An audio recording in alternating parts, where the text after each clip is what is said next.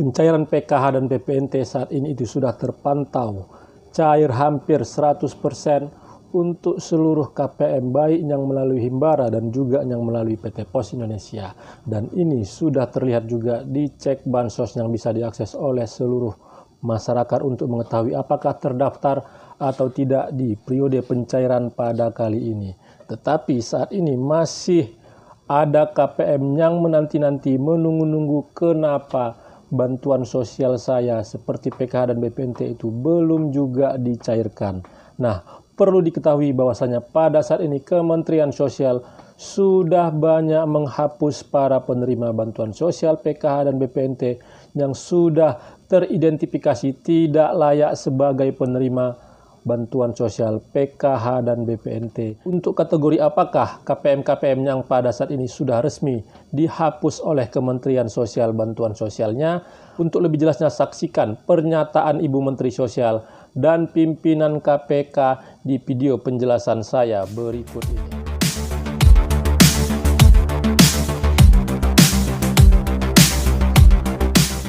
Assalamualaikum warahmatullahi wabarakatuh. Jumpa lagi dengan saya di channel Taufik AZK seputar bansos. Apa kabarnya para teman sosial, para sobat sosial, para pemirsa, dan para penonton setia channel saya ini yang lagi melaksanakan aktivitas? Saya doakan semoga aktivitasnya lancar, selalu diberi kesehatan, dimurahkan rezekinya, dilapangkan segala urusannya.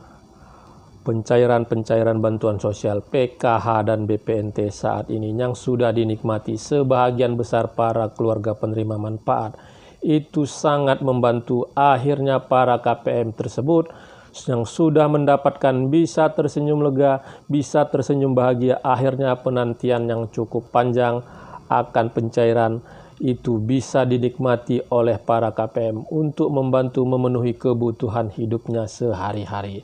Pencairan pada kali ini memang cukup mendebarkan bagi para keluarga penerima manfaat, khususnya yang mendapatkan PKH. Karena pencairan PKH periode Juli-Agustus yang saat ini sudah dirubah skemanya menjadi per 2 bulan oleh Kementerian Sosial yang melalui Himbara, itu tidak cair sekaligus tetapi dicairkan dalam beberapa termin. Nah, hal tersebut saat itu pada termin pertama banyak KPM yang merasa kecewa dan merasa was-was dan juga khawatir apakah akan mendapatkan bantuan PKH lagi, apakah juga termasuk golongan ataupun kategori yang sudah resmi dihentikan oleh Kementerian Bantuan Sosialnya karena dianggap dan secara data itu tidak layak sebagai penerima bantuan sosial. Bergulirnya waktu, akhirnya kekhawatiran para KPM tersebut itu tidak terbukti karena setelah dilakukan verifikasi oleh Kementerian Sosial tidak termasuk KPM yang dikategorikan tidak layak sebagai penerima bantuan sosial. Tetapi saat ini masih ada KPM yang belum cair bantuan sosialnya. Nah, hal tersebut membuat rasa was-was itu cukup meninggi. Kekhawatiran itu semakin berkecamuk di pemikiran para KPM karena setelah ditunggu-tunggu beberapa termin pencairan PKH baik yang melalui PT Pos maupun yang melalui Himbara itu tidak juga ada kabar baik dan juga dilakukan pengecekan di cek bansos itu tidak berubah periodenya, bahwasanya periodenya di cek bansos itu masih periode tahap sebelumnya. Ya, saat ini memang Kementerian Sosial itu sudah resmi dan melakukan pemutahiran data besar-besaran terhadap para penerima bantuan sosial, baik yang PKH dan BPNT, dan Kementerian Sosial mensinkronkan datanya, baik itu yang ke BPJS Tenaga Kerja, ke Dirjen AU, dan juga ke Badan Kepegawaian Negara. Nah, apakah para KPM tersebut termasuk dalam kategori tersebut? Dan apakah para KPM itu sendiri menyadari bahwasanya mereka termasuk di dalam kategori yang dianggap tidak layak? Saat ini Kementerian Sosial dan beberapa waktu yang lalu Kementerian Sosial itu sudah melakukan rapat bersama, rapat koordinasi dengan pimpinan KPK, dengan Dirjen Dukcapil, dengan Direktur Utama BPJS Ketenagakerjaan. Nah, untuk lebih jelasnya apa yang disampaikan oleh Ibu Menteri Sosial, pimpinan KPK, dan Direktur Utama BPJS Ketenagakerjaan, sebelum saya menyampaikan informasinya lebih jelas, informasinya lebih lengkap, sekali lagi kepada para pemirsa yang baru pertama kali menyaksikan channel saya ini yang belum melakukan like, subscribe, dan share, mohon dukungannya sekali lagi agar channel saya ini terus berkembang dan saya bisa terus menyampaikan informasi penting, informasi terpercaya, informasi akurat, dan informasi berharga lainnya.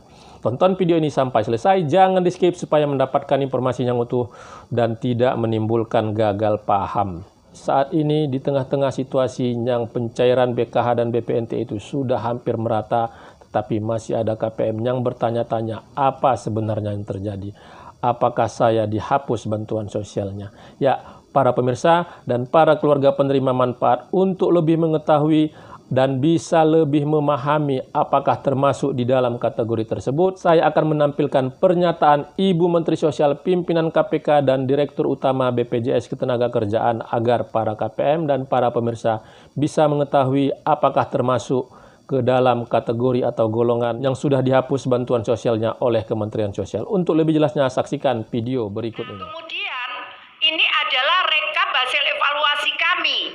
Kami setelah sinkron data tadi dengan beberapa lembaga, jadi terdapat temuan gaji di atas UMK, itu sembakonya, penerima sembako, aku nggak bisa baca. Penerima sembako 435.653, PKH 195.465, kemudian ASN 3.000, penerima sembako 3.129, PKH 693, totalnya 23.879. Kemudian AHU totalnya 13.369. Nah, Bapak Ibu sekalian, kalau dihitung ini kerugian negara, jadi total ini temuan ini 493 ditambah 1.000 ditambah 23.000 ditambah 13.000, totalnya potensi kerugian negara 140 miliar sekian. Dan kami persilakan Pak Alexander Marwata untuk ke selanjutnya. Yang saya hormati Bapak-Bapak, Ibu Kepala Daerah, Bupati, Wali Kota, dan jajaran. Tugas utama Bapak-Bapak selaku pimpinan daerah adalah menyejahterakan masyarakat dan mengentaskan kemiskinan. Ya. Itu yang terutama. Jadi Bapak sekalian, sebetulnya bantuan sosial ini hanya sarana, ya, sarana untuk sedikit membantu mereka, saudara-saudara kita yang belum mampu hidupnya itu sejahtera, ya. Jadi mestinya bantuan sosial ini sifatnya sementara, kecuali dalam hal-hal tertentu itu bisa permanen. Misalnya orang tua usia lanjut, orang yang sakit permanen. Nah, itu boleh diberikan bantuan sosial yang mungkin sifatnya tetap.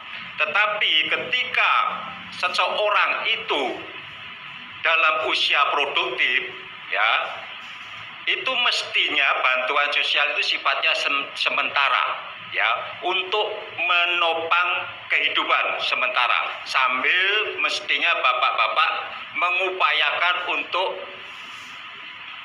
yang bersangkutan itu mendapatkan pekerjaan sehingga terentas dari kemiskinan. Mungkin itu beberapa hal yang kami sampaikan. Terima kasih. Yang berikutnya, bagaimana tahu pendapatan di atas UMP? Nah, Bapak Ibu sekalian, kewajiban pemberi kerja kalau memberi upah gitu Pak ya di atas UMP itu masuk untuk bayar BPJS TK. Tapi lebih pas lagi Pak Direktur, silakan Pak. Kalau saya ngomong nggak percaya orang Pak. Baik, terima kasih Bapak Ibu sekalian. Terkait dengan pertanyaan ini, mungkin kami sampaikan gini. Kami dengan Kementerian Sosial saat ini, oke baik.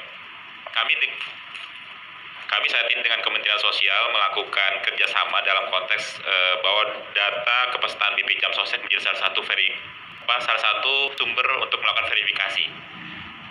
Jadi informasi tambahan yang dijadikan referensi oleh teman-teman di Kementerian Sosial untuk mengetahui apakah seseorang yang bekerja memiliki upah di bawah atau di atas UMP.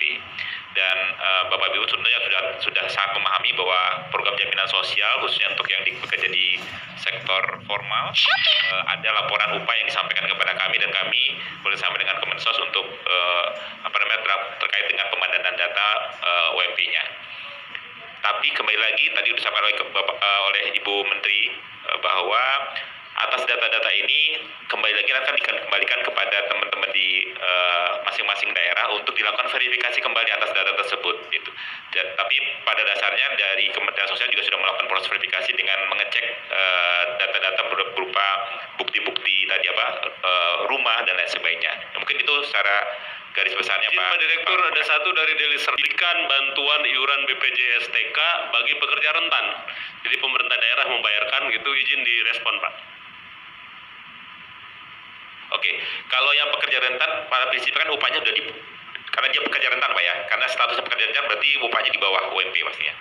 Sudah dicek ya. Jadi yang dari Deli Serdang sudah dicek Pak gitu bahwa itu tidak termasuk yang kita temukan 400 sekian ribu karena itu dianggap di bawah UMP Pak. Itu tadi pernyataan resmi Ibu Menteri Sosial, pimpinan KPK, dan Direktur Utama BPJS Ketenagakerjaan. Nah, saat ini yang lagi hangat, yang lagi ramai bahwasannya yang sudah resmi dihapus bantuan sosialnya karena statusnya itu sudah non-DTKS, dan itu terlihat di aplikasi SISNG, yaitu para KPM yang termasuk keluarga pekerja penerima upah, penerima gaji di atas upah minimum provinsi. Nah, saat ini banyak para keluarga penerima manfaat itu tidak menyadari bahwasannya mereka itu termasuk ke dalam kategori tersebut. Nah, saya menyampaikan agar bisa memahami dan mengetahui bahwasannya yang dimaksud dengan keluarga pekerja penerima upah atau yang memiliki gaji di atas UMP itu bukan hanya melekat kepada pengurus ataupun kepada kepala keluarga, tetapi untuk semua anggota rumah tangga yang terdaftar di dalam kartu keluarga tersebut. Nah, saat ini rata-rata kejadiannya yaitu ada anak KPM tersebut yang bekerja di perusahaan, dan perusahaan tersebut selaku pemberi kerja itu memiliki kewajiban sesuai dengan ketentuan Undang-Undang Tenaga Kerja itu mendaftarkan para karyawannya ke BPJS Ketenagakerjaan. Nah, dari situlah terbaca data para KPM, ada anggota keluarganya yang terdaftar di dalam kartu keluarga itu memiliki gaji di atas upah minimum provinsi dan statusnya itu adalah pekerja penerima upah. Itu sudah resmi dihentikan oleh Kementerian Sosial karena itu tidak diperbolehkan sebagai penerima bantuan sosial karena dianggap dan dipandang ada salah satu anggota rumah tangga tersebut yang bisa menopang dan membantu memenuhi kebutuhan hidup di keluarga tersebut. Nah, saat ini yang menjadi pertanyaan memang para KPM yang termasuk kategori tersebut merasa bahwasannya upah yang didapatkan oleh mereka ataupun upah yang didapatkan oleh anaknya itu tidak di atas UMP, bahkan itu di bawah UMP. Nah, tetapi berdasarkan data yang dimiliki oleh Kementerian Sosial setelah mensinkronkan dengan BPJS Ketenagakerjaan, di data tersebut terdatalah bahwasanya para pekerja tersebut yang terdaftar sebagai penerima manfaat bantuan sosial itu memiliki gaji di atas upah minimum provinsi dan berstatus pekerja penerima upah. Dan menjadi pertanyaan dari para KPM yang sudah tidak mendapatkan lagi, itulah kondisinya bahwasanya itu sudah sesuai dengan rekomendasi BPK dan juga rekomendasi KPK. Ya, para pemirsa, semoga apa yang saya sampaikan ini bisa menjadi sebuah pencerahan informasi yang bermanfaat. Dan para pemirsa dan para keluarga penerima manfaat yang saat ini lagi menanti-nanti menunggu-nunggu pencairan bantuan sosialnya tetapi tidak juga cair-cair, itu kemungkinan adalah termasuk ke dalam kategori tersebut dan bisa menelaah apakah di dalam keluarga tersebut itu ada yang bekerja dan terdaftar di BPJS ketenaga kerjaan walaupun merasa itu tidak memiliki gaji di atas upah minimum provinsi. Ya, para pemirsa, sekali lagi yang baru pertama kali menyaksikan channel saya ini, yang belum melakukan like, subscribe, dan share, mohon dukungannya sekali lagi agar channel saya ini terus berkembang dan saya bisa terus menyampaikan informasi penting, informasi terpercaya, informasi akurat, dan informasi berharga lainnya. Terima kasih sudah menonton. Saya ucapkan, saya akhiri. Wabillahi taufiq wal hidayah. Wassalamualaikum warahmatullahi wabarakatuh.